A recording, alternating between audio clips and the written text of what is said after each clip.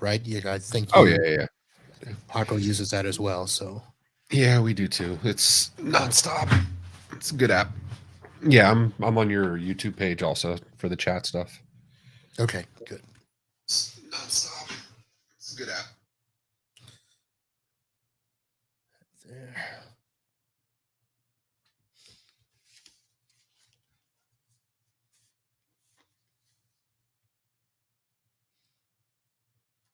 Okay.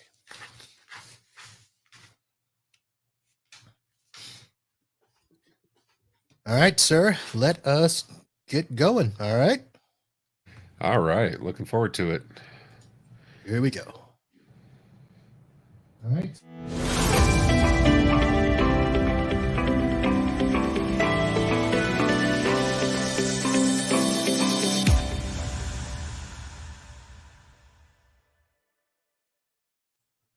Hello, everyone, and welcome to the first podcast of the year.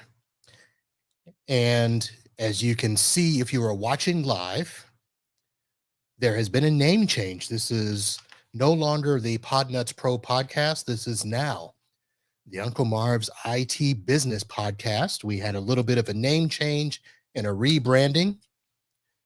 There will be a little bit of crossover for the month of January to get people used to seeing the new space. You'll still be able to type in Podnuts Pro and then be redirected to the new page, but still me, Uncle Marv, as your host, and we will still be focusing on all things IT business related. We'll be trying to talk a little bit more with techs, MSPs, vendors, and providing more to help you run your business better, smarter, and faster.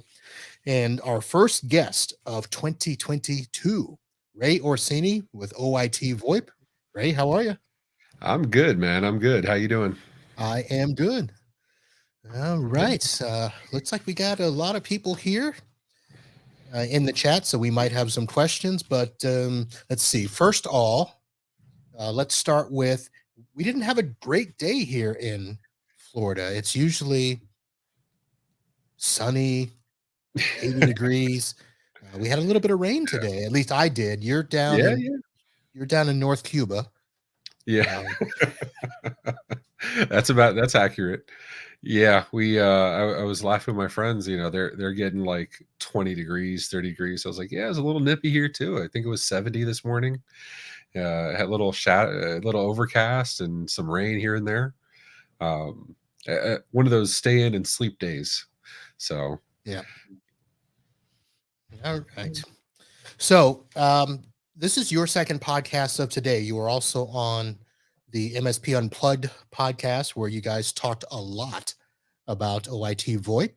We'll do a little bit of that. I don't need, this isn't the late night talk shows where you do the same show on every channel there. So, we will talk a little bit about that, but we've got some other topics that we'll kind of dip into as the night goes on. And I told you a little bit about my day, and my clients are just sometimes they're just stupid. careful. Hopefully they don't watch the podcast, right? But, No, they don't. And if they do, I've told them that, listen, I'm going to talk about you. So, and that's the thing. Like, I got a little gruff because we did this IT Festivus thing where you were airing your grievances and and doing your feats of strength, and some of the flack was complaining about your clients. I've worked in police. I've worked in other. This is my seventh business. In every industry I've ever worked in, you have to have a way to vent. You have to have a way to talk to your people and just get stuff off your chest so you can go back and be the superstar you are the next day, right? yeah.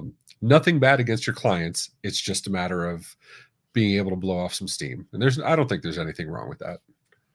No, you've got to be able to do it with somebody, and we all can't go home and vent to, our spouse or partner Yep. because Yeah. they just don't understand. At least mine doesn't. Mine works with me, and she just her eyes still glazes over. So, I completely get it. In that respect, I have my daughter that's been with me over 10 years working in the company. She's a PM today. So she's more like me. I have the good fortune I can vent to her most times, and she gets it because she's more technical. But, exactly. You want to be able to talk to one of your people that only your people are going to get what you went through that day. Yes, it's MFA. Yes, you have to do it. No, stop clicking random links. Yes, the printer was jammed. Just add more paper and take out the jammed piece of paper. Yeah, there's certainly certain people on the planet that are going to understand that. Yep. Just like I had a email I saw a little bit ago where, more spam, and it's like, okay, I can't stop every single piece of spam. But you should be able to. You're the IT guy. You absolutely should be able to stop everything bad on the internet. Yep. Yeah. So yeah, you blow off a little bit of steam, maybe grab a drink or whatever, lets you release some stress, and you go back at it the next day. They're ready to go. Yep. That is true. So what's been going on with you guys lately? It's been nonstop. Since we during the pandemic we decided to go full remote. Um, I've had this fun game when I was an MSP. Every time I'd sign a client in a new state, I had this map, and I'd just like start mapping out the states we had clients in. I'd collect them like puzzle pieces. And so as we started adding staff, we did the same thing. We've started adding staff in different states, and I think we're up to like 12 states now, and plus Canada, plus Brazil, plus the Philippines. Um, and it's been fun. So that's kind of like my personal game right now, just seeing what state we're going to hire in next. So if you know anybody in like Washington State or in Oregon, we're looking. I don't have them on the map yet, um, but that stuff, and then just doing a lot of this, doing a lot of talking to my friends in the MSP community, trying to solve problems and talking about what's important to them, like hoping tomorrow we don't wake up to log4j 2.18 being vulnerable or whatever else is coming up you know um so yeah, hey, oh, Delaware, there's my good friend Connor Swam from Fin Security. uh and that's, yeah, it's I don't think we have anybody in Delaware yet. Maybe we open some offices together, Connor, and get people together. Isn't like 50% of the US businesses incorporated out of Delaware? That's exactly what Connor said when I met him at IT Nation. He goes, Really? well, we met in person. He goes, yeah, I actually live there. I'm actually one of the people that live here. I'm like, okay, so there's you and like one other person. So he goes, I know all four Delawareans, and yeah, because his company has all four of them like working and living together. So And you've hired none of them. So yeah, yet. But yeah, oh man, my. how about you? Now just coming back to the new year and dealing with crazy clients that made decisions between Christmas and New Year's, told us on Monday, thinking it'll be done by Friday, That's which the way it works, right? You just of course. unbox, everything's ready to go. Cables are magically in the Yep. walls. Oh yeah, Yeah. we're moving offices, and our company is splitting into two, so we have two moves that have to be done. And so we have the keys to the new space, so can you start moving stuff over? And I had to say, well, where are you moving to, first of all? And is the space ready? Do you have cabling there? Can we move the internet? All that stuff. And just dealing with all of that, it's just fun. It's, taking on Right. project management because in their mind, well, we just tell you and you do it. Right. I mean, fiber gets installed super quick, right? That's so easy to do. And yeah, I mean, if I was still carrying around my tool bag, I'd absolutely lend a hand to you, man. But my bag is long since retired. My crimpers and my fluke tools, they don't come out of retirement. They may go into the Smithsonian, but no more in the field. Yeah, but it's fun. I've got a couple of those. I got another company that's merging with. Now, this one I will be careful with because it is a company where the IT person is not really an IT person. She started out being a marketing person and in some sort of engineering deal, but somehow she's in charge of IT. And so this is so officially we were closed the week between Christmas and New Year's. Okay. But a longtime customer called and said, "Hey, you know, we're merging and we need to have stuff up and running before, January 3rd." And I said, "Really?" And she said, "Yeah, and they sent us computers. They've been here for 2 weeks and we need them set up." And I'm like, "Okay." What happened 2 weeks ago? Like the phones didn't work? Like So I go there and the computers are they're like the old HP. Oh, I don't even know the models. They're like 8 years old. And they were loaded up with Windows 10, but they were upgraded from Windows 7 and they had 2 gigs of RAM in them wow. and spinning And I bet drives. that spinning rust, of course. Yeah, yeah, it's guaranteed.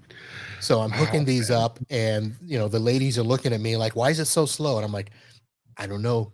I didn't do these for you."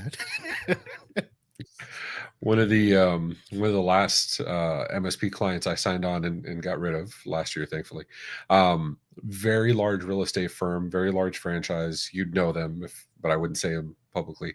Um, they had two marketing people, four offices. They had two guys that were awesome. The guys were fantastic. Their jobs were 70% marketing and 30% IT. That's how they introduced themselves to me. Um, and we did co-manage with them and help them out with a lot of stuff, but they were constantly overwhelmed and out of their league. And to their credit, they weren't the kind of IT people that were like, I know everything and you don't know what you're talking about. They were absolutely open to the fact that like they needed help. There were no qualms about it. So they're good for that, but their management was always kicking back. Why do we have two IT people and still need outside IT? Well, it's because you got these two guys that are doing marketing and videos and advertisements for you and doing IT. And they're not trained. They're just the guys that know how to Google, right? Because that's what we Yeah. do. We Google. So, I was very happy to be done with that. Um, yeah, I mean, my hat's off to MSPs, man. I did the MSP thing for probably 15 years, and I absolutely respect the heck out of it without a question. If you ask me if I do it again, not a chance in hell. I, Really? I respect you guys. It just the amount of risk that happens nowadays that MSPs and IT professionals take on is tough, and it's a necessary duty. It's just yeah, I think MSPs and IT professionals have to go in with open eyes, knowing what they're walking into. It is a changing world. So let's see, you started in the 90s, right? Yeah, yeah. Okay, First because business that's was 93. Yeah. 93. All right. So I started in 97 Mhm. and it wasn't anything major, but the difference now as opposed to then is you're right. We are responsible for so much more. And the worst part about it is the customer assumes that we are responsible for things that we never said we were responsible for. Oh yeah. The assumptions are ridiculous, right? Back in the 90s, we'd either, put together a beige box and cut our hands while, putting stuff in and maybe fix some, IRQ conflicts or something like that, and maybe help them connect an ISDN or something. Nowadays, absolutely everything. If their trustier add-on doesn't work, or if their Pitney Bowes machine won't calibrate correctly and they can't send out postage, because you talked about working with those legal offices, that's all on you today. Yeah. It's so much more, which is why like I'm such a big fan of taking on larger clients, having minimum size clients versus taking on everybody and their mother that you can work with. There's nothing wrong with it. I'm just saying you take on so much responsibility. I think it's a bigger reason to know everything about the client. You can't do that if you have 150 tiny clients, right? That's much more difficult to do. And like you said, that client that I used to do monitoring only for a little bit. It was a horrible, horrible experience, but I did it for a while. Um, and that client that you're doing monitor only has the same expectations as that one that you're doing full ACE MSP, full bore Yep. services per user. Um, so it becomes dangerous because we were talking about that MSP that was getting sued, right? Because they warned the client. And if you want to share that story, I don't want to take your thunder. No, But we can do that. I'll clarify a little bit. So Ray and I were talking before the show that I know an MSP that is being sued by a now former client that they were doing limited managed services for them, basically help desk, AV protection, and a cloud backup. But it was one of those cloud backups that was just, cloud only, 30-day retention. But they weren't really monitoring it. However, they were trying to get the customer to convert to full managed services, upgrade their security, upgrade their backup to do, a local and cloud image backup, a whole bunch of other stuff, and something where they could do the testing on a daily basis as opposed to testing whenever they needed a file recovered. Well, and they were trying to do the right thing. They were Yeah. trying to, be more diligent about the backups and have better, better management. Yeah. The things that so many other IT providers I talk to don't do, this MSP was trying to do it. They were trying to do the right things. But it was a law firm, and attorneys, for lack of a better phrase, are just numbnuts sometimes. Yeah. Oh, yeah. Where, well, what's the cheapest way we can do this, or what's the way we can do it? So, to make a long story short, there were other things that they were supposed to be doing, and they actually got audited. And I mean, they just flat out failed the audit. But they had a ransomware attack. And so they lost, I don't know, probably 60 or 70% of their data, because a lot of ransomwares will also attack the backups. So if you've only got one backup and it gets hit, you're done. Yeah, you don't have any, offline storage. It's So going to kill your Yep. VSS, and it's going to go ahead and delete and destroy your backups, or encrypt your backups. And so your that law SOL. firm is suing the MSP for some ridiculous amount of money, like 400 and something thousand. Wow. And it's I will be interested to see how that ends. And that's exactly the kind of risk that I worry about with MSPs that they're taking on. You know what I mean? And attorneys have, and that's the crazy part. I mean, you said you'd work in legal, so it's like, but depending on the practice type, attorneys have retention rules. So where they have to, by law, they have to keep 7 years or 10 years of certain types of records. That's why I always loved as an MSP. I loved regulated groups, right? Whether it was legal, medical, real estate, educational, financial, anybody with like a monkey on their back, right? Anybody where there was some organization was going to knock on the door and say, if you're not doing this, you're going to get smacked. Because it made it that much easier, theoretically, to be able to do the right things that you should be doing, and they're all easier, right? It's all the same thing. Unique logons audited, data encrypted at rest and in transit. You have offsite backups. You have multiple levels of backups. You have security, whatever, RBAC or whatever you're doing. It's not like it's unique, right? I've had FDA clients and SOX clients, and all those clients, if you boil down all the things, there's very, very little differences between all these different compliances. Some are a little more rigorous than others. And all I did was I took the most rigorous and applied to everybody. And that was the end of the conversation. Made life easier. Yeah, which is what we're doing now. So we finally are at the point where I can say, look, because we have to do this for some of our clients, we have to do it for all of our clients. And that's just the bottom line, because now we're going to be audited. And so I have to prove that I'm, what I'm doing, not only we're doing for us, but we're doing for all of our clients. So that's, what Tom says, these scary stories is why I sometimes love my break fix biz. And that is true. There's a lot to be said for that. It is, and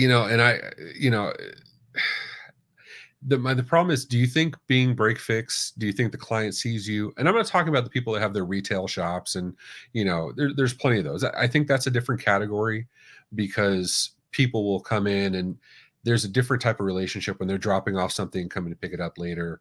You know what I mean? But if you're going to their place of business, residential is a little different animal. But if you're going to the place of business, do you think they see you any differently? I'm curious what Tom has to say about that.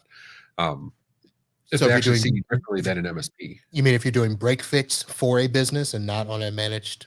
Yeah, because excuse me, you know the difference between break fix, right? Like I'm sure Tom knows exactly what his differences are between break fix and what an MSP does.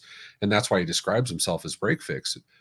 But does the client get it, right? When we're talking about the client expects you to do everything, do they understand you're really not responsible because they only come to you every once in a while if they've known you for years? You get what I'm Yeah, saying? I don't think most customers know the difference. I think they only know that if we tell them. So most customers think, well, yeah, you fix my stuff. That's all they know. Yeah, you're the fix everything guy. Yeah. You know, And that's why I'm such a big proponent of have the conversations, have the expectations. Who is it? Gary Pica talks about defining your edges, right? He's been giving that whole speech for probably a decade at this point.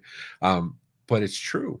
Make it clear to them what you do and what you don't do, right? We were talking about another podcast, another, somebody else who we respect in the industry, talking about fiduciary duties and the partnerships and how much are we taking on being part of the relationship, and the perceived fiduciary duty that you might be beholden to. And when you hear an attorney say that, that's a little scary. An attorney well versed in the MSP arena, that's a little scary. yeah, and we talked about that as well. I won't bring that up because I haven't gotten permission to talk about it. Yeah. But the term fiduciary it's going to be an interesting term. Now, the way I've been looking at it is cybersecurity insurance companies are now pushing back on what they're willing to pay for. And I've gotten two major upgrades from clients because when they went to go renew their insurance, they actually got sent paperwork with a checklist of, are you doing this, this, this, and this? And the customer was like, Marvin, what do we got to do this? I said, well, and we need to put you on a plan. Yeah. And so that's the way it is. And so the insurance companies are helping that in that regard. Attorneys, I don't know if they're going to jump on board because attorneys, they're too busy looking for loopholes, Hmm. you know. Yeah, I mean, I have a good friend. I can call him out because he's a good friend and we do business together. Dustin Bolander, and we did a podcast with Fifth Wall, who helps MSP sell cyber security policies to their clients, and that's one of the big things they were scared. Most people are scared about talking about, right? Of the insurance policies are full of loopholes, and if something really happens, are they really going to back you up? And his stance was, you know, with the exception of two that he could call out in recent history, almost everything's getting paid, but the insurance companies are doing better due diligence up front, which I think MSPs, IT professionals could absolutely do the same thing. And even like Tom, same thing. Break fix, due diligence being the conversation. I'm doing this. This is where we stop. And that's it. MSP saying the same thing. I do this. This is where we stop. Nothing wrong with that. And you have to do it to protect yourselves. Yeah. I see Chris Webb wants to know if you can name all the ships behind me. I don't know Yeah, if I want. I was going to come back to that because I'm of course. kind of a nerd. I am absolutely kind of a nerd. So let me do this. I'm going to change this to a solo layout so I can. Um, so Oh, sorry about that. first of all of those are Star Trek ships. I do know that much. I think I'm gonna unsubscribe from you now at this point. Oh, you're killing me, man. You're killing me. So we have Those are Star Wars. Star Wars. I know that the Star white Wars. the white one with the thing is the Rebellion ship. I'll give you okay. Yes, it's an X-wing, the second from the left. Yes. The one with the circles on the side. Um, that's a that's a Vader type ship, right? Okay, so that I'll give you partial on that. That is a TIE fighter, yes, used by the Empire. Okay. And let's see, the one on the end, I can't really see that. That looks like a Millennium Falcon. There you go. Okay. So, Yes. Yes, absolutely. all right. So you got it. I'm that much of a nerd that I have the good guys on the left with the Falcon and the X-wing, the bad guys on the right. Well, my favorite guys, but the bad guys on the right with the TIE fighter and the Star Destroyer. And then all of the helmets, I have 4 helmets in that column behind me. Those are all from Okay. the original 3. So the Okay. So original the 3 4, 5, and 6. correct. So Yeah. Stormtrooper, there's the Vader helmet. What else is there? Below it, I have a Stormtrooper Vader helmet, that the one you can see over my shoulder is a Mandalorian helmet. It's Boba Fett's helmet, and then underneath that, I have Luke's Red 5 helmet. And then because my wife and child would not let me do anything without a Baby Is Yoda that the Baby or Yoda? Grogu, yeah. So, That was a and I have big more thing this lightsabers year. here than you can imagine. Yeah, The Baby it's Yoda. So when we were going, when I took the family, we every year we go on Christmas night or whatever, back where my mom lives. There's streets that will the entire street will decorate and do lights and stuff. So we always go and you know peruse the streets, and there were so many Baby Yodas. So I have to. they're So, everywhere. Yeah. so of course I'm like, okay, was there a movie that just came out with a Baby Yoda? So not the Star Wars fan, I imagine. I try. I watched the first three, the 4, 5, and 6. Okay. Um, I Arguably the best ones. I mean, Yeah, I mean, I could not. The Revenge of the Clones, not so good. super The bad. one with the girl that went to find Luke on the island. Oh, Ray. Okay, yeah. Yeah, Force Awakens. Yeah. I just something just didn't seem right with that one. That all of a sudden she would, find a lightsaber for the very first time and know how to use it, and almost defeat Kylo Ren. Yeah, there was a lot of somebody explained it to me once. I respect Star Trek for what it was, and I've watched more than a few episodes. And the distinction's always been Star Trek was based in science, Star Wars is based in fantasy. Yeah, And if you just see it as fantasy, it's a lot easier to swallow. You know what I mean? So, yeah, I don't consider the last 3 or the prequels anything more than a B movie, but yeah, I'll watch it every once in a while. all right. Well, I do know that. So the Mandalorian, apparently everybody loves. Yes, it's a fantastic show. Yeah. Um, Solo, was that a movie or a series? The Solo one. So Solo and Rogue One were movies, Okay. and they took place between 3 and 4, both of them. Okay. Yeah. And then Boba Fett, the Book of Boba, which I haven't seen yet, is a new Disney Plus series that just started, I think, last week or the week before. So, which is Tales of Boba Fett. So it's All good right. stuff. And I can see all the texts, or all the people in the audience are like either, oh yeah, they're talking Star Wars, or oh, they're not talking Star Trek. So Yeah, that was a running theme a couple of years ago because I was a Star Trek fan mm, growing up. I was going to college back when Jean-Luc Picard was adjusting the shirt, and it was a drinking mhm, game. yeah. Um, so I was a Next Generation fan, of course, the original series, not a Deep Space Nine fan. Mm. I did watch Voyager, and now they've Did got. you watch Picard? So I started to watch Picard, but I got busy, and I haven't finished it. So between Picard and Discovery, Yeah, I yeah, haven't seen I've Discovery, but Picard's so slow. It's enjoyable, but it's so slow. It took me a while to. I like to binge these things, right? So like, it took me a while to get through up season 1. I'm very happy to hear there's a season 2 coming out, but it was just. It had all the fan stuff. It had enough to make you happy and like, oh yeah, I remember this. But it was just very slow to follow. So it was a little bit of work to watch through it. yeah, Still enjoyable though. I think that was what happened to me. I started to watch and I'm like, this, but Yeah. I've seen the later episodes were better. Yeah. There In a lot more action later on for and sure. Discovery, I did watch a few of those over the weekend last week, and that man, that took a turn with the alternate universes and all this stuff. So I don't know. So just So so you Jay, know, your audience is your audience is following me.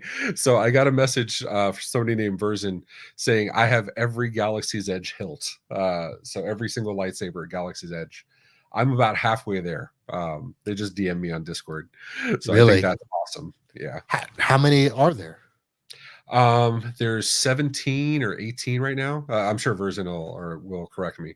I have 11 of them so far. Um, yeah, I can't reach the one next to me, but I have the dark saber next to me now. Um, but yeah, and especially like legacy sabers, and actually the two on my wall. That one's Darth Vader on the left, closest that way. Darth Vader episode 4, and then Luke episode 5. Um, yeah, those are the lightsabers there. All Oh, so right. So they get a pass. Their parents live in Orlando, and they mail them when they're impossible to get online. That's a little, we're in South Florida. We still don't get them that easy. I yeah. still got to drive a couple hours to pick them up, but that's pretty awesome. All right. So that was our Star Wars detour for the night. That And, wasn't even on the schedule to talk about. no, it wasn't. But Chris and John, anytime that they can embarrass me on Star Wars stuff, they try. Well, you can always ping me on Discord or Slack, and just, or hit me a Facebook message and be like, they're asking me this, what's the answer, and I'll help you out. You can find a friend. I will do that. I would do that. So let's go ahead and get back on track with. Let's talk about.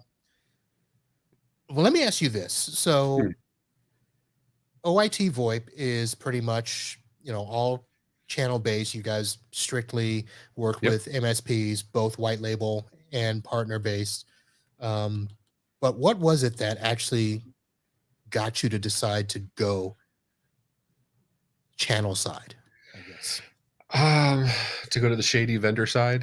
the shady, the dark um, side. right. Which we call it. So I was an MSP. Like I said, back to the 90s, every version of consultant, did web design, did all that fun stuff.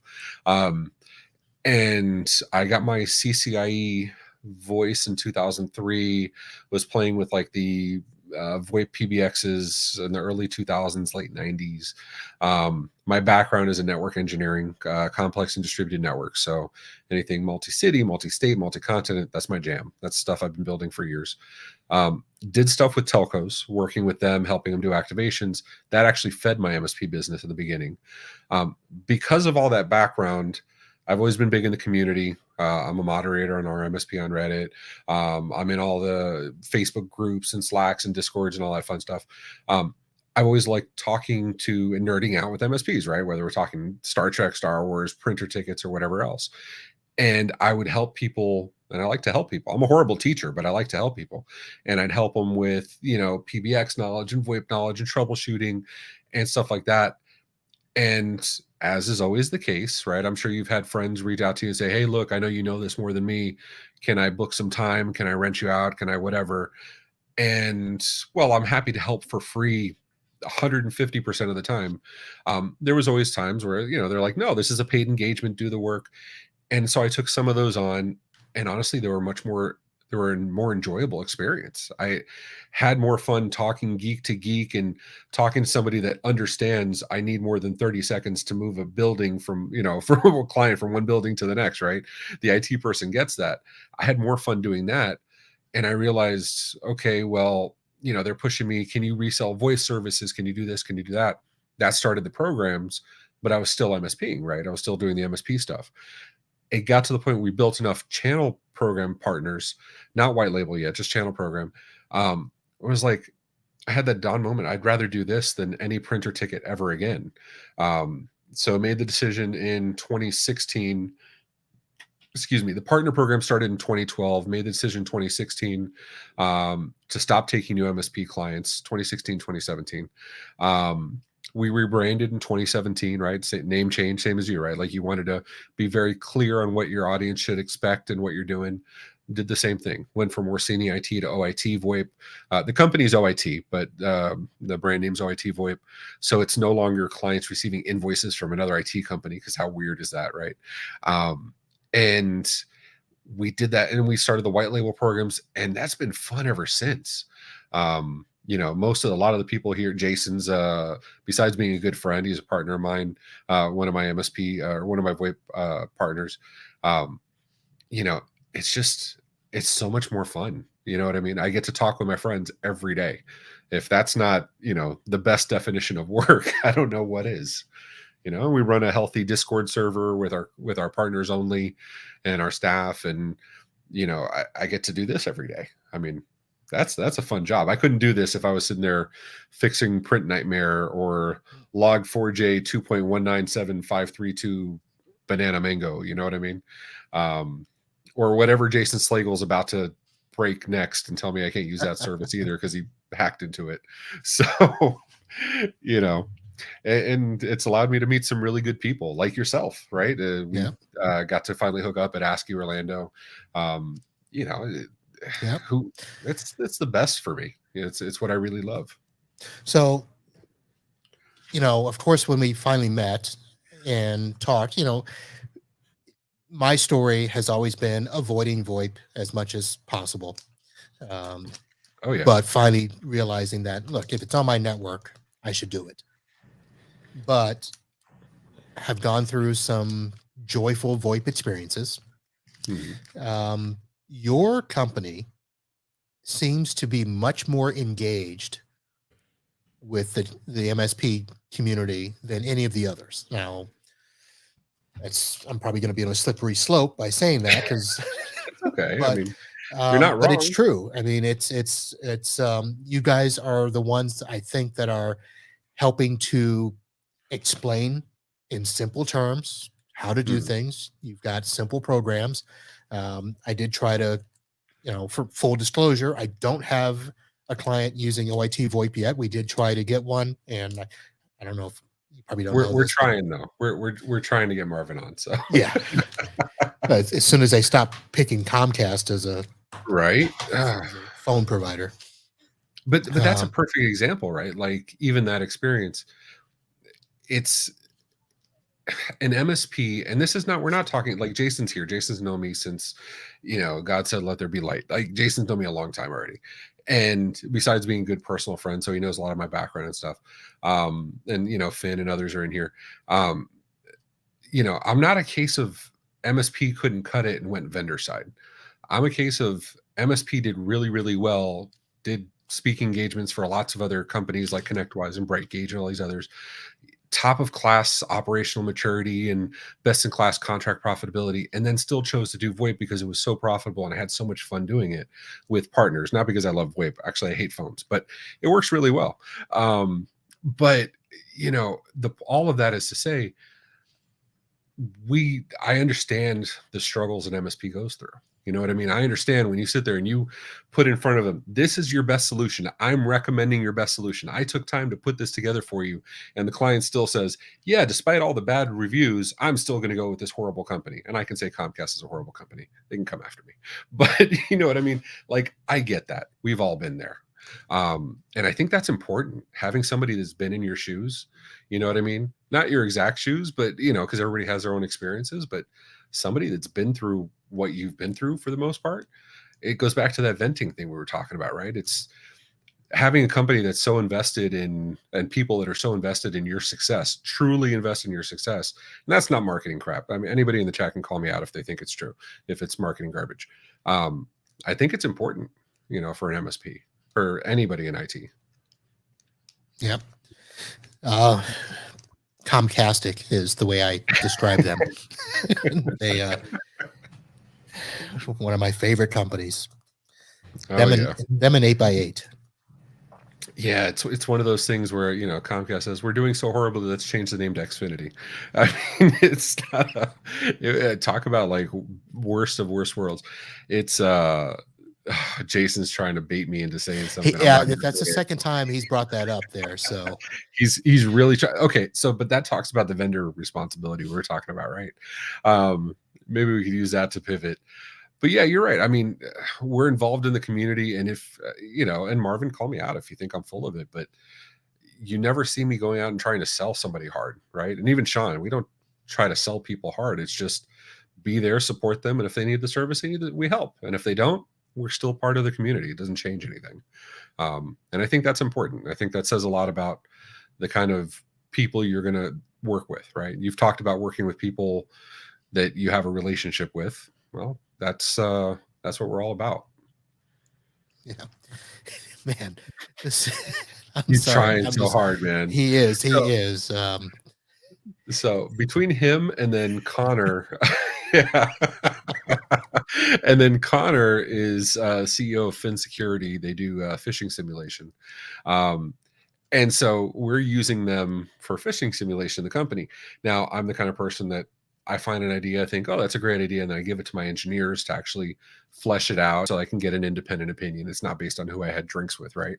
Um, now, to be fair, my engineers love him. Jack thinks Finn is awesome. But because it's fishing simulation, they use me as a guinea pig first. So they keep trying to get me to click on something. And I'm telling Finn, I'm like, I'm telling Connor, I'm like, I can't do this. I can't be the one in the company that clicks the phishing link.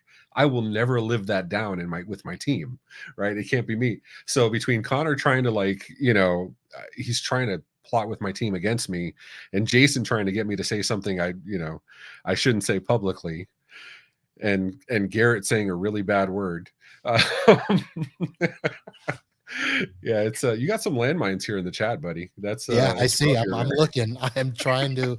Um, I mean, I don't want to disengage the listeners, but I also know we can't go down some rabbit holes. Yeah. I'm usually the outspoken one. It's your inaugural podcast with the new name. I want to be respectful of your audience, so I'm trying to be really tactful in what I say. But Garrett, I've been there, dude. I get exactly where you're coming from. Yeah, right, Mark Hamill is in your inbox as we speak. They're trying to get me. Okay. And here's why this is bad. So my birthday last year, or I'm sorry, our Tech Bar podcast last year, one of the episodes, it was my birthday week or something like that. They got Billy D. Williams to do a cameo saying happy birthday to me. Like, how Okay, freaking cool is that, right? So dressed yeah, up I mean, as the dressed up as his what was no, the no, he wasn't dressed up as Lando or anything. He was, but he's got that like that deep, cool, chill voice, right? Like, it is like, oh, I was completely geeking out watching it. I put it up on my YouTube channel, and it was like, wow. So like, it's not out of the question for somebody I know to get Mark Hamill to do something for me. So Connor, you're a bad, bad man, dude. It's So speaking of Tech Bar, since Mm. we're just going off the rails, Oh yeah, um, I'm sorry, dude. no, that's okay. So my previous podcast, we would always do a news segment where I would do a news story and then a Florida man story. You guys have Oh a yeah. thing on Tech Bar where you do Florida man or not. Yes. How did that get started? So Tech Bar was designed as the variety show for the IT community, right? Like, and as such, we did it during 2020. We did a virtual conference, and then nobody was doing conferences. Like we hosted our first virtual conference, but nobody was doing anything. And I genuinely miss hanging out with friends at the bar and after conferences and just geeking out. That's my thing. And so we decided to do the Tech Bar to get together after conferences, that thing we were missing out on. And to make it fun, we came up with games and more games. And then my co-host Sean is in Pittsburgh, and I'm in Miami. And somebody mentioned Florida Man. I think Tony Francisco was on with us from Cloud Plus, also a really good friend, and he was on with us. And he is the epitome Florida man. Really good looking, always in a tank top, even though less so lately since he's all business, but usually in a tank top. Really fun party guy, lives in Tampa. He is the epitome, like, Florida guy you would imagine. And somehow that just kind of in a drunken stupor kind of took off and became the game Florida Not Florida. So, and usually if we have a guest from like another state, we'll do Florida or Georgia or Florida, wherever they're from. And it's kind of taken off, and it's fun. And there's no shortage of Florida man stories. Of I course not. mean, have you Of done the course thing not. where you find your birthday and then find a Florida man story from your birthday? Yeah, I did that originally. And then we've done Florida man versus the world, where I would have a Florida man story and the guests would try to find a story from their state that would, match Florida. But then they started I giving love up. They're that. like, we can't compete with Florida man.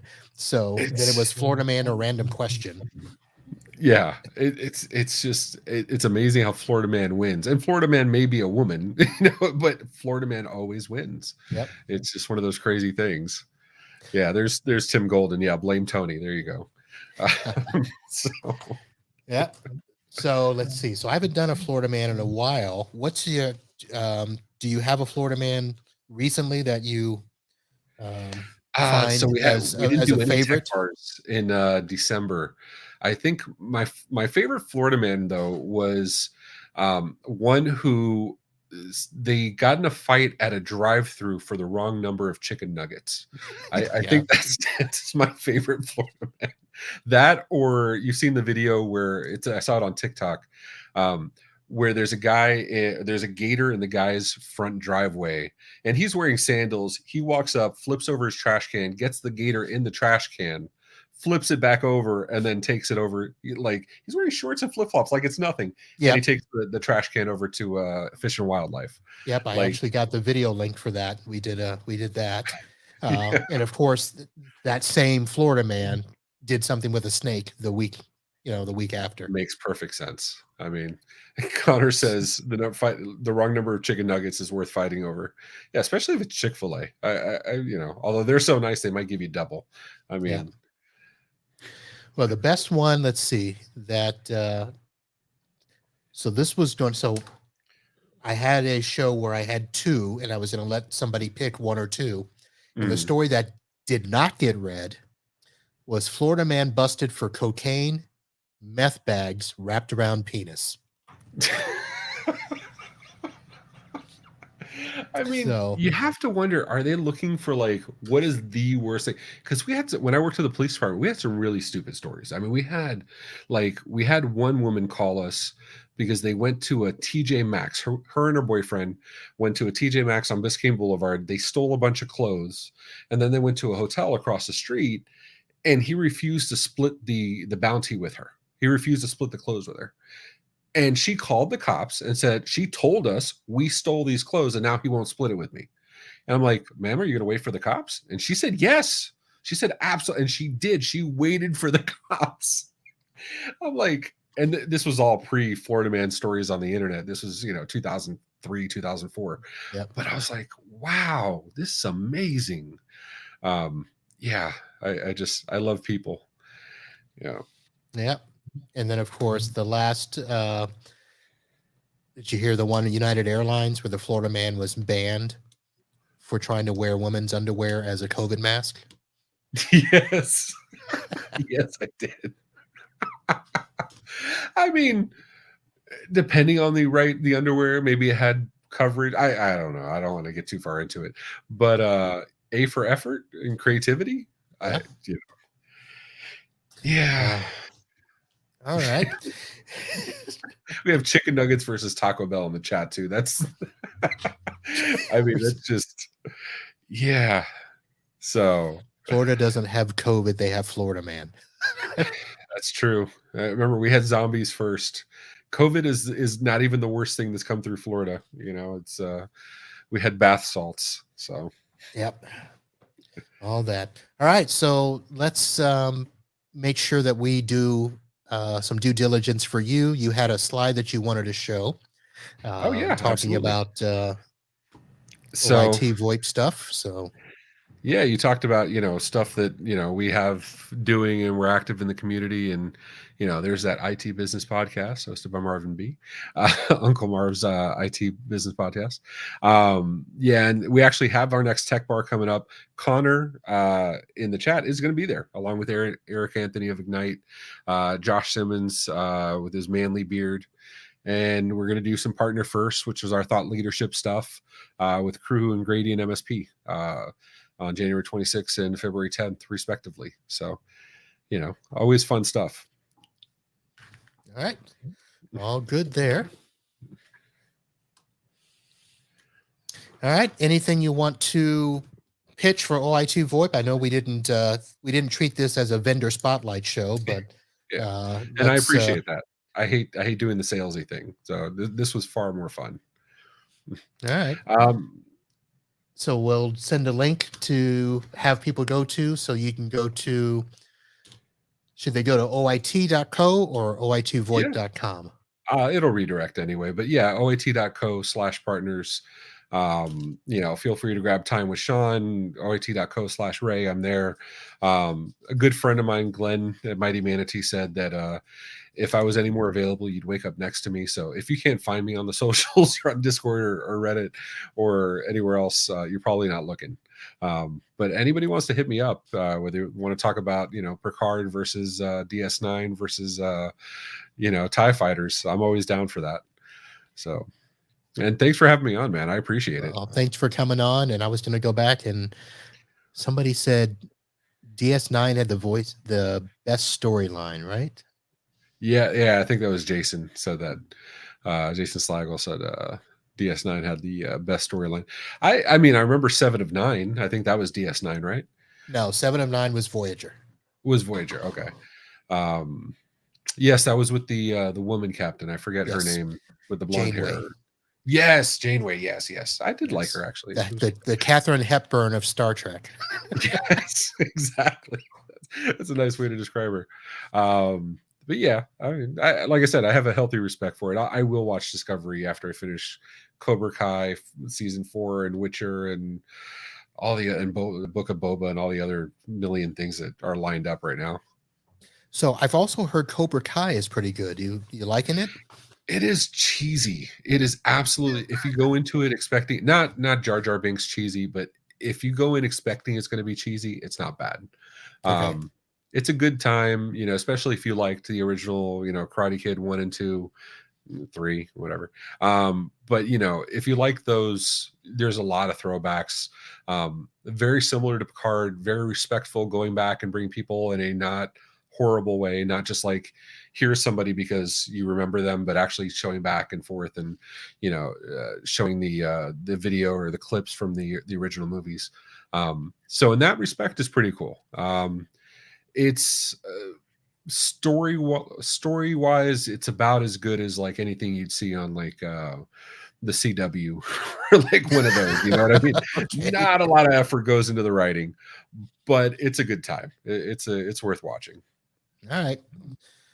Don't know if I'll get to it, but like I said, I've got to go back and watch Picard. I've got to finish Discovery, and that probably won't happen until I finish Virgin River with the wife. So. Oh yeah.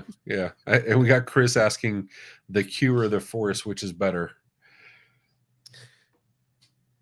Well, the Q is much more entertaining. I don't know what the Q is. What is that? So Q is an entity on Star Trek that is supposed to be omniscient, all-knowing, and they can, instantly go from any place in the time-space continuum. And he always shows up and tries to be a nuisance to Picard. Okay. And he starts out the show. So let me just make sure I get this right, because I'll probably be chastised later. So the Q shows up, I believe, on the first or second episode of Star Trek, The Next Generation. And then he shows up on the last episode and basically saying that, look, if you're venturing out to space, you're not ready for it. And Q puts the Picard to a test. Okay. And he does little things like he throws them, out of time, and they meet the board much earlier than they're supposed to. Just little things like that. Okay. Now the Force, and this is where I'll basically say, look, I have no clue about how the Force works, because to me it always seems like it's just a mental game. Yeah, it's Jason saying he thinks it was the pilot of Next Generation. The Force is little bugs in your bloodstream, the midichlorians, and they tie you to this all-encompassing life force that binds all things, and understanding it gives you abilities to, if you have more midichlorians in your system, you can take better advantage of it and use it to alter things around you, blah blah blah. Oh my god. Okay, now we have some space wizards. Now we have some blasphemy going. The new Matrix was good. Connor, I get you were much younger than either of us, But the new Matrix was not good by any standard whatsoever. Wait a Not minute, even the latest Matrix movie? Matrix 4, yeah. The one written by Lana Wachowski. Yeah. I was gonna go see it, but I haven't seen it yet. Oh, don't. I'll send you a link for the Screen Rant, where the guy like tears apart the the pitch meeting. It's absolutely on point. It drove me nuts, and you feel free to shut me up at any time, Marvin. But, it. I'm sorry. Go ahead, man. I was going to say we should probably go ahead and end off the show Yeah, so that this doesn't end up on the audio version of the podcast, but we can talk afterwards. So we'll absolutely. do Yeah, that. I'm sorry, So guys. if you're here in the chat and you're going to question us on Matrix and Boba Fett and what is Connor was in diapers when they were okay. So That's not wrong. I let me mean, end off the not wrong official at all. podcast here and say, Ray, thank you very much for joining us. Ray Orsini of Yeah. OIT VoIP. Thank you for joining us for the first podcast of 2022, the new IT Business Podcast. Be sure to head over to itbusinesspodcast.com and subscribe using any of your favorite podcatchers and catch all of the episodes coming in the future. You can still go back and see old Podnuts Pro episodes going back into 2020, and we will add things here and there on that page. So itbusinesspodcast.com. Right. Thank you very much for hanging out. Thank you, And man. I we'll appreciate it, especially end for your off the first show here. episode. Yeah. So, guys, anybody in the chat, stay with us. We'll see you on the other side.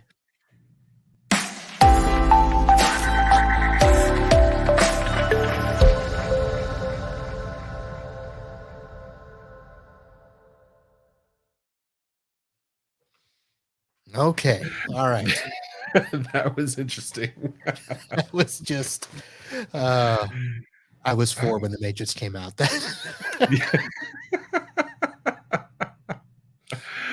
was great. Yeah, sorry to take you. Is this the other side? Yeah, because we're still live. Whatchamacallit? Yeah, I'm sorry to derail you, dude. That's okay.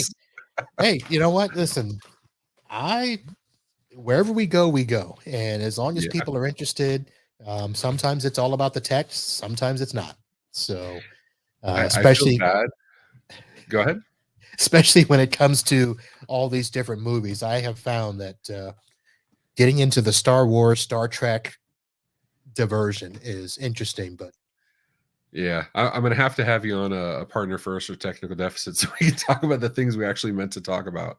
yeah. But whatchamacallit? Yeah, it was one of those things. Like, I feel bad because Simon, you met Simon. Simon does Yeah. our show notes for all our shows, and Tech Bar has the longest show notes by far. It has, chapters. It has time codes. It has, when guests come on. Like, we treat that. It has the highest level of preparation you can imagine. Most partner first take like a week to prepare for. Tech Bar takes a couple of weeks.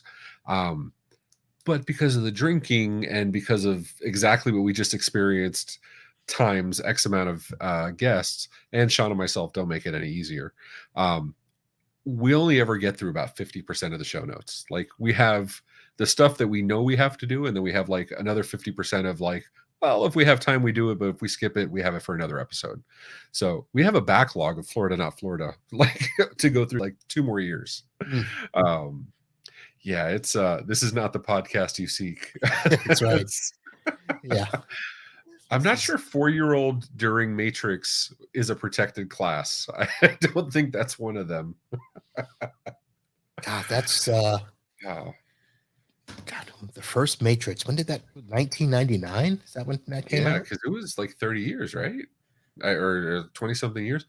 Yeah, Jason said it right. Ray invites his followers and we're off the rails. Yeah, that's my I hit all my socials. Like, I hit Discord and Geek and IT Pool Party and all that just before we started. I'm like, oh, we're gonna go live. Let's come join us. And yeah, this is about how it goes all the time. Look at Alex Farling joining in. I'm not holding my breath. Yeah. Okay, Connor's 26 and he looks 21. Like, the smartest 21-year-old ever met. But yeah, dude, no, and Connor's good people. But yeah, the Matrix 4, man. Did you like the first 3? So I liked I liked the first one. Mhm. I was happy with the second one. And the third one, I thought, okay, this would probably be a good way to end it.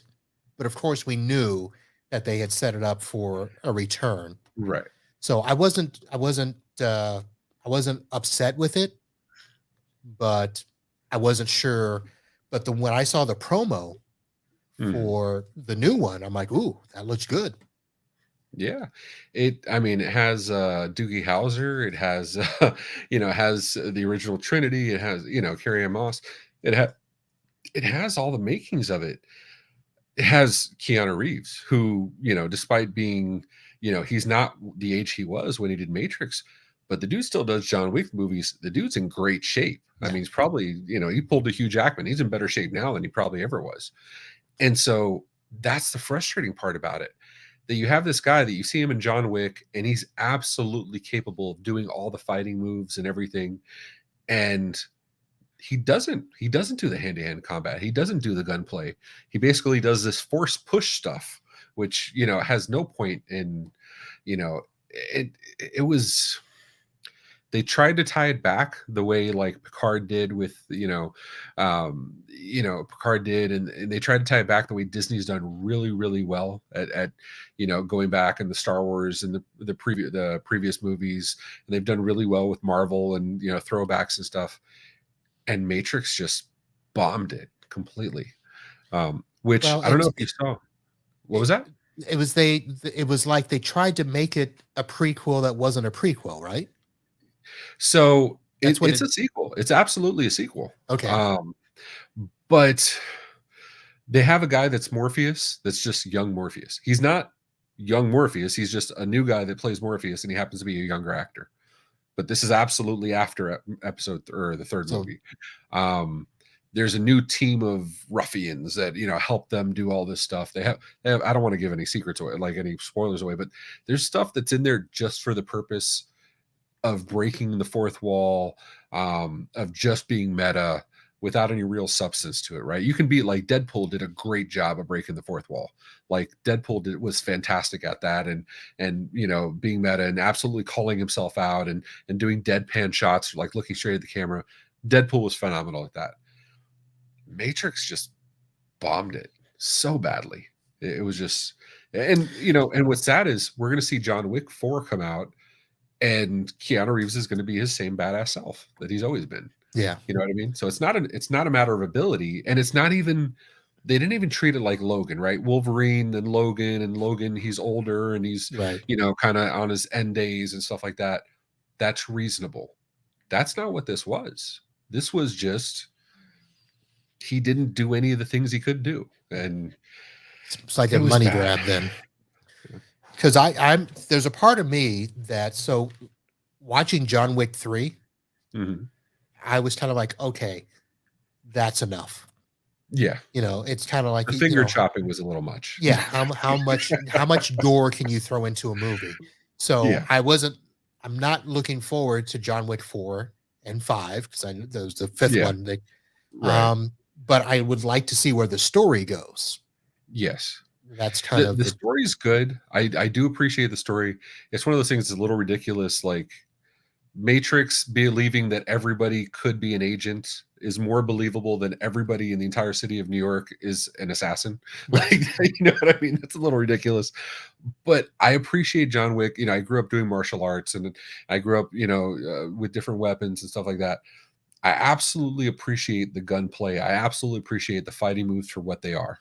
Yeah, Like, you know what I mean? It's like watching Jet Li fight. It's like watching, or Chow Yun Fat, like watching these masters or Bruce Lee, right? Like watching Enter the Dragon, like watching these masters of the art do these incredibly awesome things that, for the most part, are practical.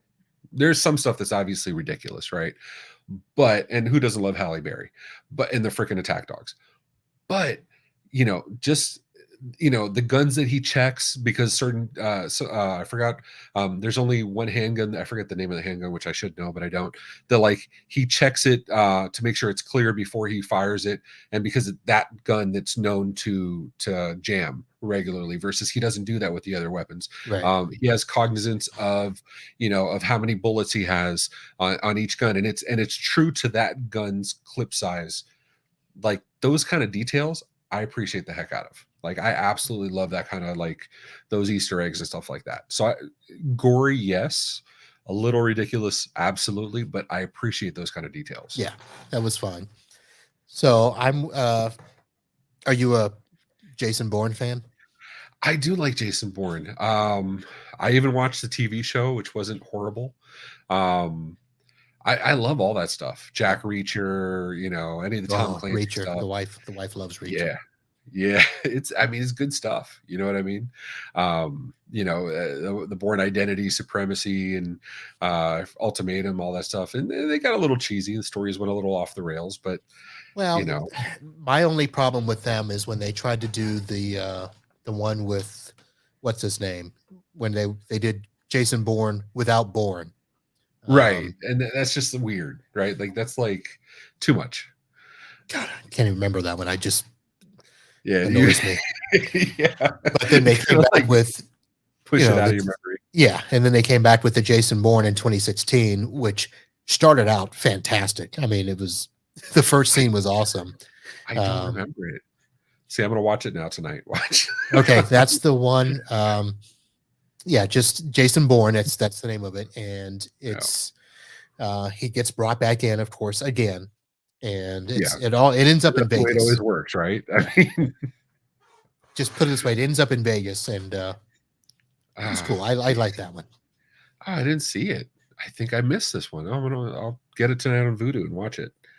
That's pretty awesome. Well, good. Thank you, dude. You gave me another reason. I mean, I can't say I'm going to watch Cobra Kai for the story. So I'd rather watch a good action. There hasn't been as many good action movies. That's why I get so excited about John Wick. You know what I mean? There hasn't.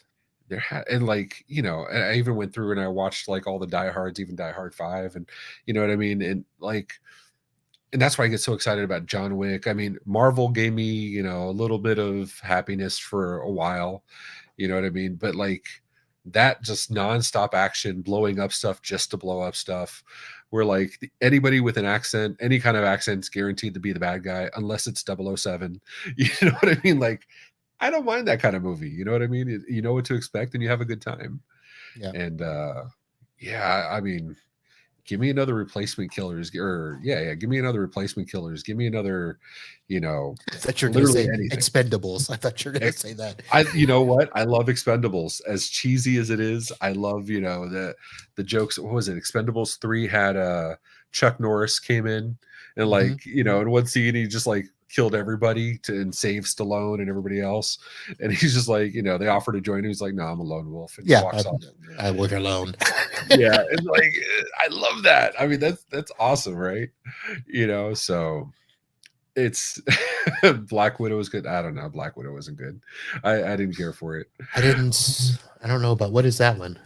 That's the one Disney Plus put out. It's Marvel, Scarlett Johansson. I can't go down those holes. The Marvel stuff, I think the Avengers was the last one that I watched that I was okay with. Okay. But I'm not. I'm that guy. I rewatched them all. Like I'll binge, and I go hardcore. Like I will watch when I watch them in timeline order. I'll watch the Incredible Hulk and Hulk 2. Even though those are Sony movies, they're not Marvel movies, but they're Marvel. They just owned by Sony, so they're not on Disney Plus. Like, and even though they were horrible, because they had, although Ed Norton's not a bad actor, they were really badly written. I'll watch all of it in order. Like I'm that kind of guy. But when Thor lost his hair, I thought that was it. Yeah. Although there's Love and Thunder's coming. I will say Thor Ragnarok, even though it did better than all the other Thors, it was a little too cheesy, jokey for me. Yeah. You know what I mean? Like I love like the fight scenes and the explosion and the drama, and this was just a little too, and don't get me wrong, I love forget the actor, Goldblum, Jeff Goldblum. I love that guy. Jurassic Park. I mean, how can you not love Jeff Goldblum, right? But he's just, it was a little too over the top. But even though the director is phenomenal, Wakiki, I forget the guy's name, but he's a phenomenal actor and director. Um, but to each their own. I completely get it. Tim Golden screaming, "We need a new Slack for John Wick Slack, Yeah. TV and movies." I'll make that on the vendor Slack, Tim. I think we have a new podcast. If you're looking for a second show, Marvin, I mean, we can absolutely just do the You mean TV to host a second podcast? Yeah, might as well, right? I mean, we've TV done more and- talking about movie and shows than technology at this point. I'm sure somebody's done that. Oh, I guarantee it. I absolutely guarantee it. And I guarantee you they did better than we did. So Yeah, but what I found is, so some of those shows where they try to do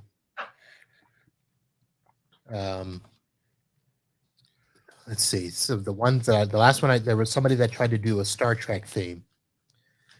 And they would just go back and review the movies and stuff. The problem is when you try to be so pigeonholed, yeah, you've got to be able to expand. Well, you're going to run out of content, right? Like if it's a franchise, okay, you can do stuff fine, but like it, like I'm listening to the podcast, Real Doctors, Fake Doctors, Real Friends, right? With Scrubs, with Donald Faison and Zach Braff.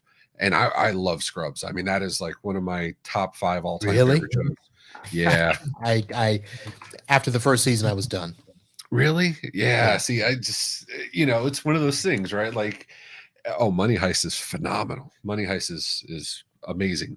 I need to watch the new episodes too. Thanks for reminding me, Tim. That I'll probably watch after Jason Bourne, because that is phenomenal writing. But yeah, I mean, it's that kind of thing where they do a lot of stuff for and I listen to a metric crap ton of podcasts daily. I mean, I probably listen to 50 or 60 a week. Of course yours is the best, but listen to a bunch of podcasts every week.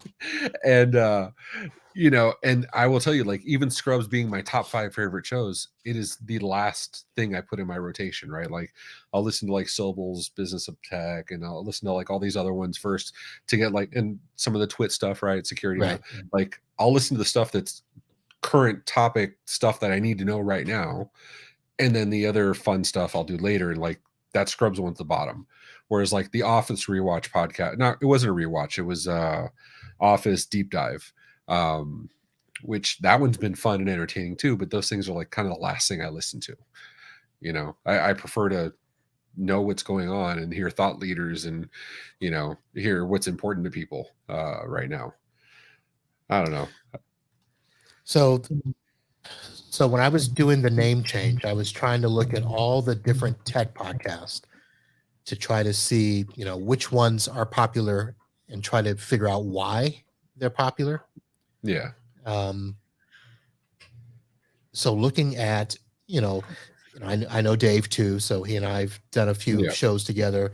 The twit stuff I don't really fall into, and then outside of the other ones that are the daily tech talks, I don't follow a lot of them, but that's something where I want to spend this year trying to figure out how to refine this podcast to make sure it's one that people really want to tune into. So it's funny because I had this and yeah, Paul, I listened to Twit for sure. Some of the shows I used to listen to almost all of them, but I've been following Leo since ZDTV days. I was watching, I think, Screensavers on 9/11 when the towers were hit. Like, that goes that far back. So that kind of stuff. Like, so there's some shows I watch, but that longer format's a little harder. I can tell you, like, do you know Tom Lawrence? Yes. Okay, so he's a great guy, good friend. I love him to death because he absolutely looks into the data and the analytics of YouTube. Like, he's absolutely data nut where he will spend all day telling me about this show did this traffic and these views and these are new and these are subscribers that dropped off and these are the people that watched up to the first 45 minutes. And he's the first to tell me. I personally, I like talk while I'm an engineer, I love tech. I really love talking business. That is like my passion because there's so many IT people that that's not their strong suit, right? They can sit there and troubleshoot Exchange 2K22, the latest bug or whatever. They can troubleshoot anything all day and all night, but ask them to come up with a business plan or sales methodology or some kind of marketing drip campaign, and that's where they really fall off, or God forbid an org chart. Um, but he'll tell you like he showed me where while he gets the most engagement live with the business stuff, his tech stuff where he's doing product reviews or deep dive technical articles, that's the stuff that has the most longevity.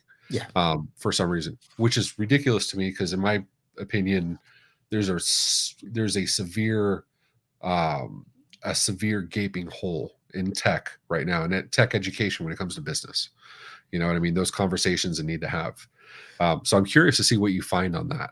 Well, and that's where I wanted to take this. It's always been a niche type deal, focused on the IT business side of it, because you're right. The tech side, the reviews, for some reason, that has been YouTube's go-to thing, where everybody but they're with the flashy editing and filming and stuff. And I'm like, look, I don't have time for that. I'm running a business, and I want to help other people that need to know what better ways to run their business. And I'm not the person that's going to be the expert in everything, so my job is to bring on other people that have done it better, and stuff like that. So that's what I'm trying to figure out, is where that. And Tom, he's done the business stuff, but his tech stuff, and part of it is because he is one of those geeky tech people, right? That and his following also, his following is very much the open source community, very much. He's got a lot more corp IT people following him as well, or people wanting to get into IT. So to be fair, it's a different audience, right? It's not business executives, it's not the CEOs, or even of the 1 or 2 person shops. It's just not the business owners that are traditionally following him. So I do get that. I would imagine like Linus would have similar issues if he covered business stuff, right? Just because the audience type. But yeah, man, I mean, my hat's off to you, because this is sorely needed. I mean, look at Tim, Connor saying who's giving biz help. Tim's saying we all need help. We all need biz help.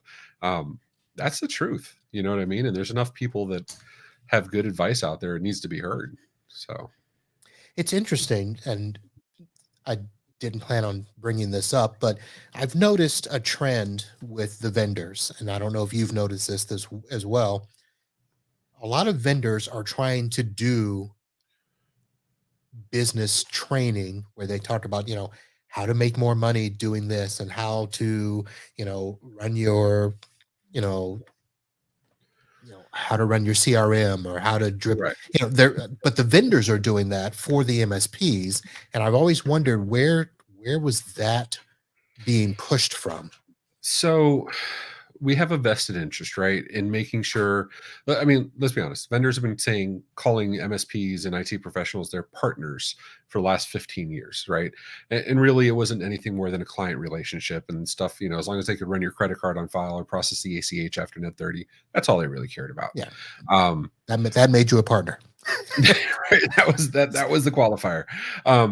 But more recently, especially during the economic downturn, especially during challenging times, I think the pandemic had quite a lot to do with it, where it was seen as, a lot of these MSPs, a lot of these businesses were struggling, not because they were struggling, because IT generally did really well during the pandemic. I say that like it's over. It's not. But we're in Florida, so it doesn't matter. It doesn't count. We don't care. We don't need no stinking COVID.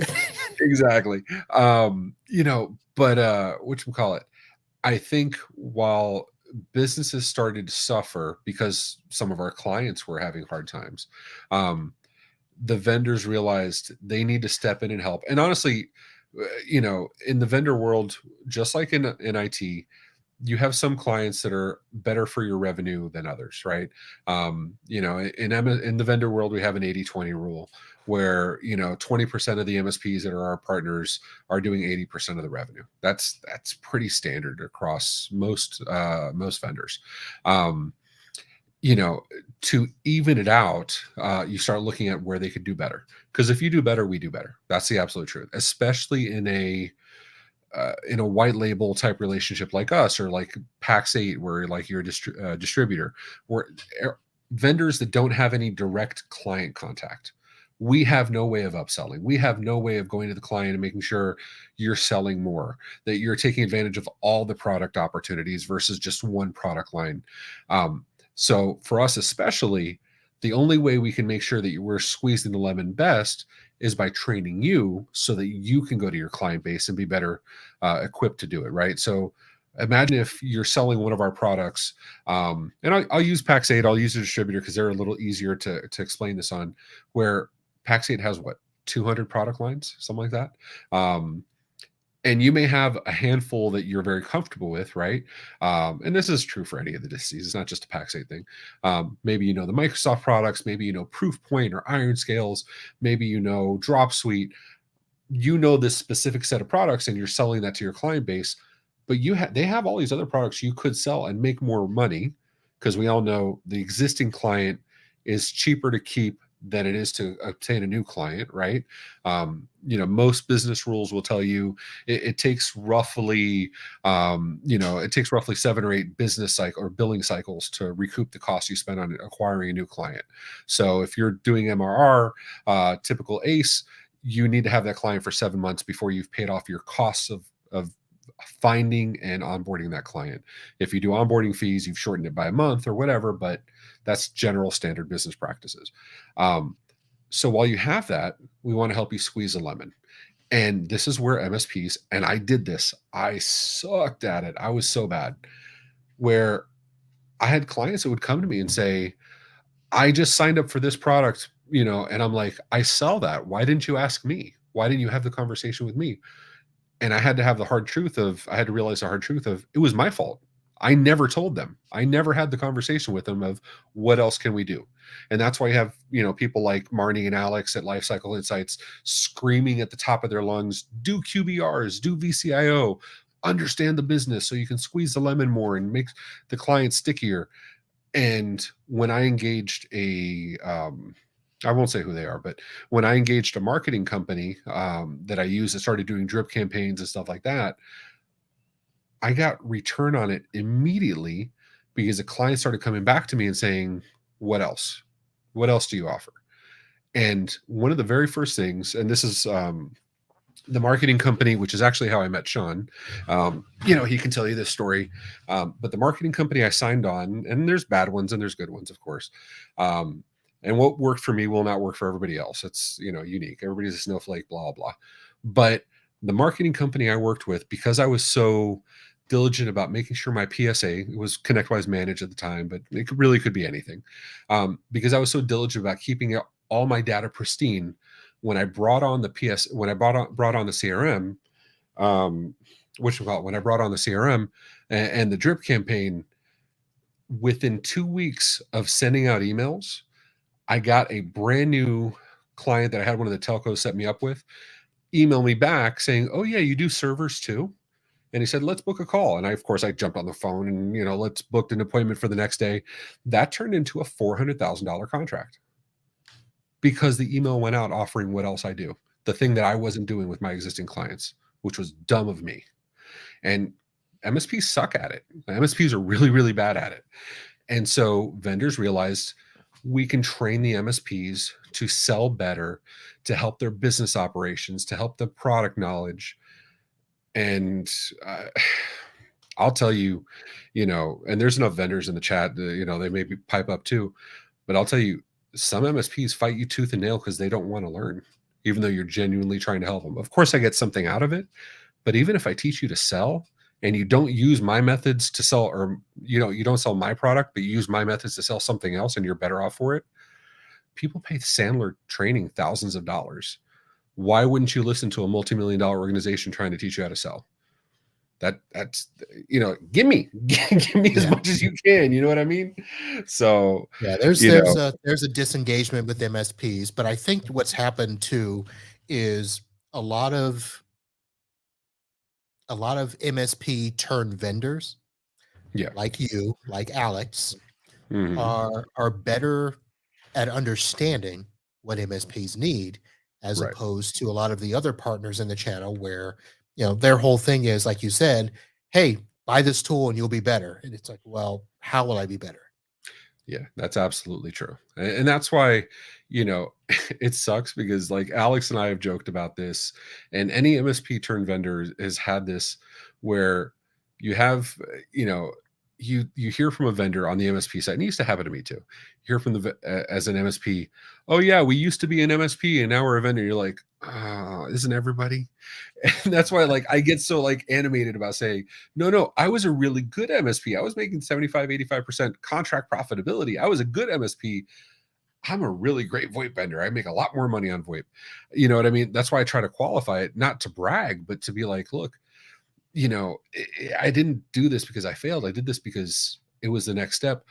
But I know how to operate a successful MSP, and that's a big difference. Yeah. That's absolutely a big difference. You know what I mean? There's a difference between saying, if I sat there and I went to it was Tom, right? Tom Bull. If I went there and I tried to teach him how to operate a break fix shop, I would be full of it, and he'd be absolutely right to call me as full of it because that's not what I know. But I was a successful MSP. And versus you have these guys that come in and they hire salespeople and they're trying to tell you how to do things, but they've never been in your shoes. That's something to be wary of. Yeah. That's absolutely a different Well, ballgame yeah, and there altogether. are those MSPs turn vendors that they did it because they weren't good at being an MSP. Yeah. Oh yeah. You know, Yeah. They had 3 clients and they wrote a software solution. I'm not talking about Alex. I swear to God, I'm not. They had 3 clients. Alex had a successful MSP and he sold his MSP. So good for him.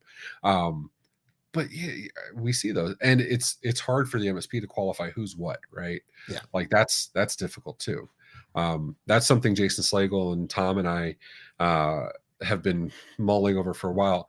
How to best qualify your vendors, right? Whether they have a published VDP or whether they have the channel conflict policy, which is actually one of the things we were supposed to talk about today that didn't I get to it. derailed us on. You know, do they have established policies? Because if your vendor sells direct and to the channel, how are they going to handle when something comes up? Not what they say. What do they have in writing on how they're going to address it? When a breach happens, how are they going to address it? Not they say they're going to do this, but do they have a pre-existing plan? Because good, bad, or otherwise, Kaseya had a pre-existing plan. They absolutely, it was obvious in how they responded.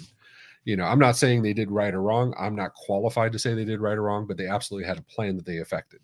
So, at minimum, you want to know your vendors have those things and you want to be able to qualify it. So, I'm saying, well, maybe I've been called a tool. I don't know who was calling you a tool, but, I don't know. I They're think the having their chat own is derailed. yeah, they're having their own discussion. I've just kind of let them go and do their thing. So we're gonna have to Yeah. do another show, and I Oh, mean, we're yeah, gonna man. have to do something specific to. I mean, right now, how to vet your vendors Yeah. is is That's an important one. is a show, and of course, channel conflict policy, which was on our list. Um, maybe we'll Yeah, get I to. think next time we're on together, I'll shut up more and let you guide that's what happens when you have 2 podcast hosts on at the same time. Yep. But it was fun, dude. I absolutely appreciate you having me on. I know we took a long time to get here because it took a long time to finally sync up. So I appreciate you having me on, man. Well, thank you again, and at some point we'll have to run into each other because we are only about 20 miles apart. So, Right? It's funny we had to go to Orlando to finally get together. No, we absolutely will. And good luck with that office move. oh That sounds yeah, like fun. it is. I got to meet them at 8:30 tomorrow to look at the Ugh, other new space to see if they have nice. cabling or anything. So it should be Well, if you fun. need a hand, don't call me. No, no, I won't. All right, brother. Hey, All right, thanks sir. Thank again. you all. Thank you all for anyone that stayed and hung out with us, and for those of you that are derailing yourselves in the chat. Um, have a good night. Yeah. Thanks for staying on with us. Bye, guys. Bye.